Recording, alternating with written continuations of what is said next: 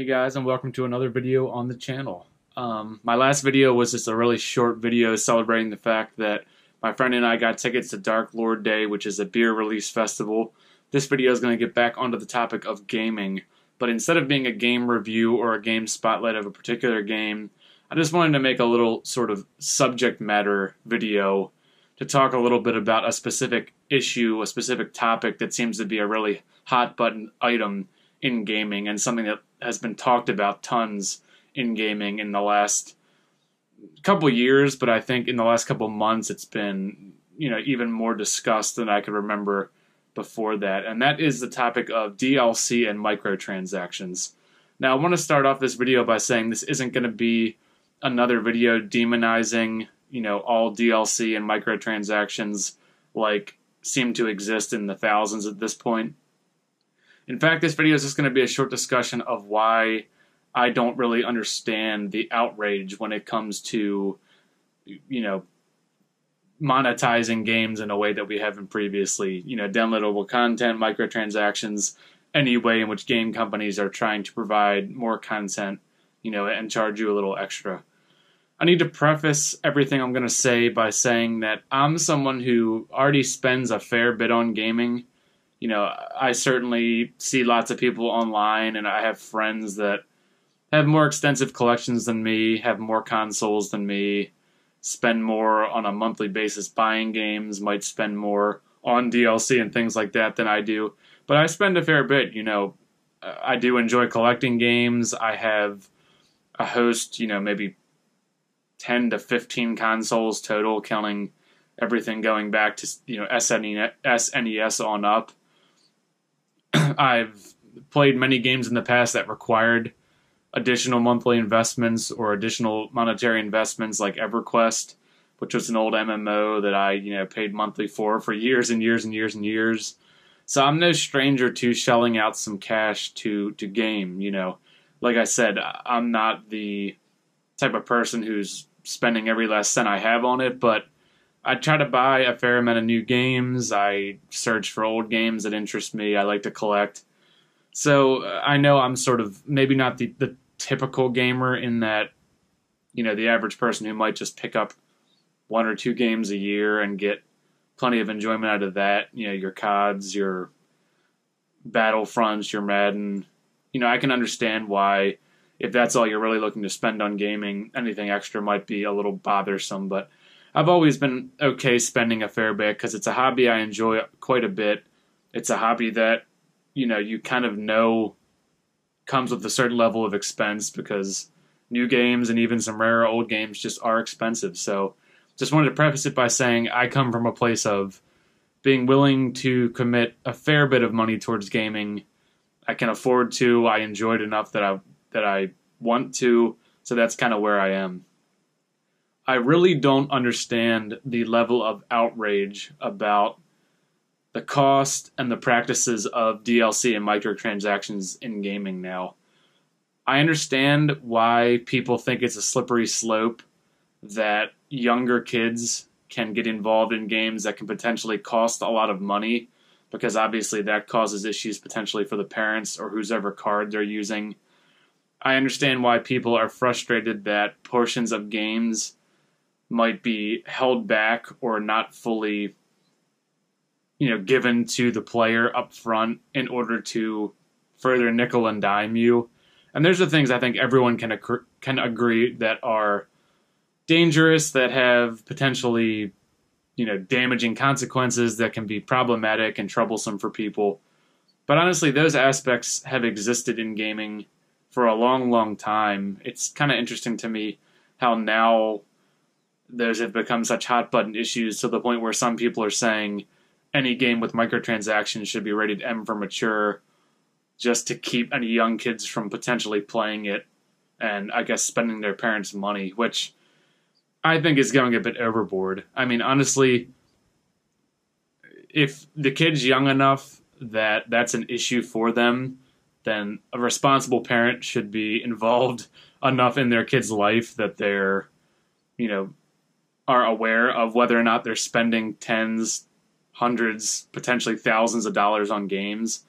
I mean, I know you're most parents aren't going to be helicoptering behind their kids and making sure they never spend a single dollar on some phone game. But the notion that games should be rated M for mature simply because they offer the option to spend extra money in-game just seems like a super far stretch to me.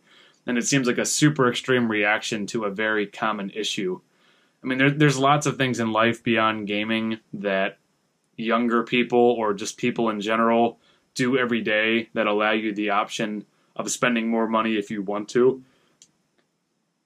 Just about every web service, social media service, cable package, all offer, special extras and add-ons that cost a little bit of extra money.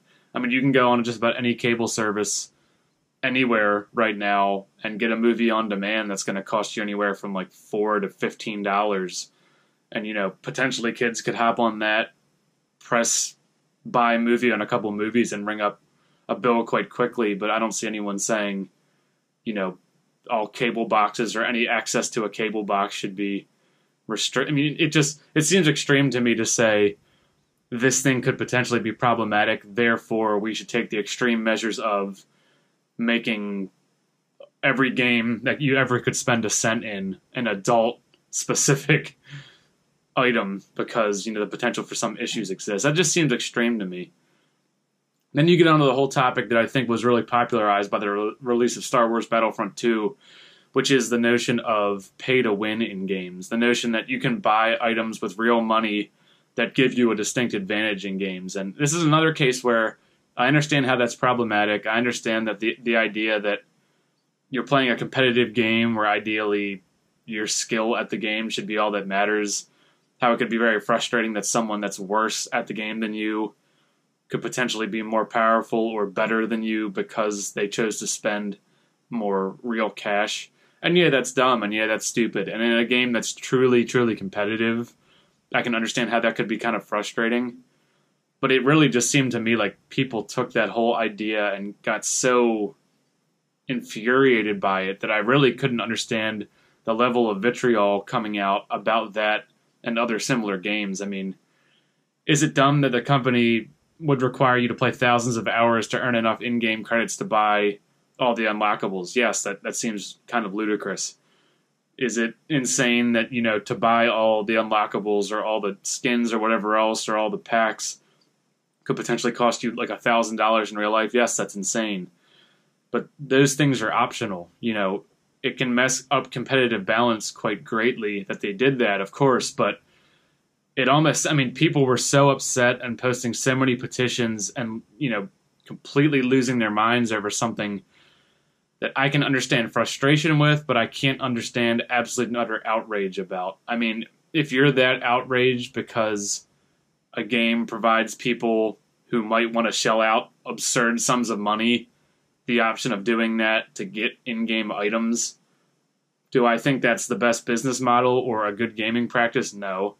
Is that something that I honestly think is the foulest, most awful thing any company could ever do? I mean, not really. I don't know why it's really a surprise to anyone in this day and age that companies are trying to maximize profit potential in every way they possibly can. I mean, the industry is incredibly competitive. The internet has kind of brought forward, especially competitive multiplayer internet games have brought forward this whole marketplace for that type of thing.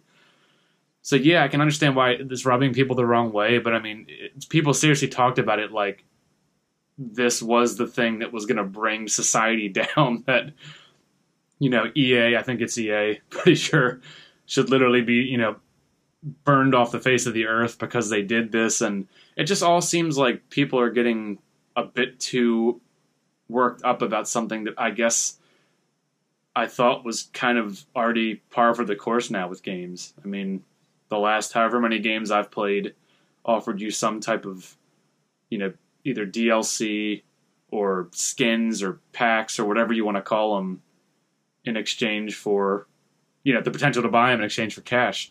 And I know the whole loot box thing where you could potentially spend a bunch of money and still not get anything good. Yeah, it's dumb, and yeah, that's kind of crappy of the developer. But again, if you want to spend the money that way and you know what you're getting into, as long as they're not outright lying to the consumer, I really don't see why it's that big a deal. I mean, if someone elsewhere wants to put down $100 of their hard-earned money to unlock skins for a character in a game, I mean, who am I to say they shouldn't? Would I choose to do that? Not really. I don't. I'm never really interested in anything cosmetic in games, and I very, very rarely, if ever, actually buy DLC for anything, unless it's really strong story DLC, which is a whole other issue. But it's kind of a live and let live thing for me. I mean, it's almost like people say, I don't want to do this thing, therefore I think it's dumb that anyone would do this thing, therefore it should be banned. Like, if people want to spend their money that way, let them spend their money that way. The companies aren't going to stop doing this.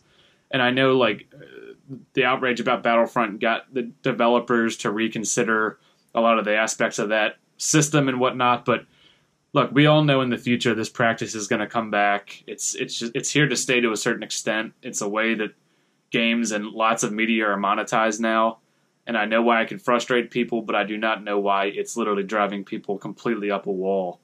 If you don't want to spend the extra money, don't spend it. And if it upsets you that much that people could spend it and get a little bit of an advantage over you, then look, I take games as seriously as anybody, but I don't think that's something worth completely losing your mind over. I do think you vote with your wallet, and I do think, some of these messages about these practices are very valid, and I'm glad to see that people are speaking out and changes are being made, but simply the level of outrage, like I said, that came up as a result of this topic really just shocked me. I mean, you would have honestly thought that people were vouching for some, genocide in a third world country the way they talked about DLC being used in games. It just seemed very, very extreme, and I wasn't sure why it shocked people so much or made people quite as mad as it did.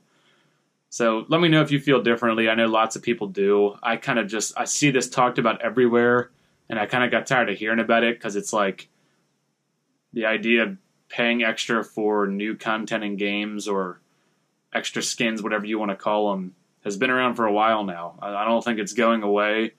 If you don't like it, then don't buy any of them. But the people that do, give them some credit. Parents, if your kids are running up crazy bills, be more hands-on as a parent. Don't give them access to any card or any game that they could potentially spend $1,000 on. And I think we have a lot less problems with this than people really think. It's really a couple extreme cases that kind of give this entire practice a bad name because, honestly, I think the amount of people that run into significant financial issues because of this, or the number of people that are really that put out in a game because of this, represents a minority in the industry. So I'm not a fan of shady businesses. I'm not a fan of big gaming companies doing this stuff. I'm not vouching for them. I'm just saying I don't quite get why this is the end of the world. So I don't plan to spend a whole lot on DLC, even for the games that I really love. Unless I've heard it's fantastic and it's story-driven. Otherwise, it's neither here nor there to me. So tell me if you feel differently. I wanted to make this because it just seems like everyone's talking about it right now, kind of coming off of, all the Battlefront stuff, and I just wanted to put my 2 cents in. Thanks for watching this, guys. Keep gaming, game responsibly, but spend your money how you want. It's your money, hopefully not your parents', and, have fun.